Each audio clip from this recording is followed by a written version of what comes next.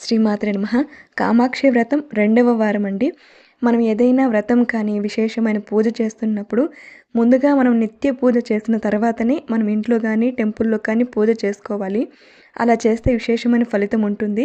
మనం ఏ దేవతను ఆరాధిస్తున్నామో ఆ దేవతకు సంబంధించి ఆనాడు అభిషేకం చేయడం, ఇల్లంతా నీట్‌గా శుభ్రం చేసుకొని, అలంకరణ చేసుకోవడము, ఇలా నిత్య పూజ చేసుకొని గుడికెళ్ళి పూజ చేసుకుంటే ఆ దేవత తప్పకుండా అనుగ్రహిస్తుంది. ఏదో ఒక విధంగా మీకు తెలుస్తుంది అమ్మ అనుగ్రహించింది అనేసి.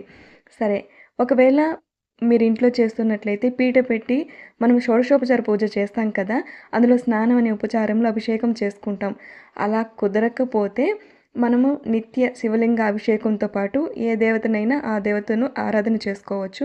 ఇలా పూలు తెచ్చి, కట్టి అమ్మకు అలా సమర్పిస్తే ఎంత ఆనందంగా ఉంటుందో మనసుకి. శ్రీమాత్రే నమః.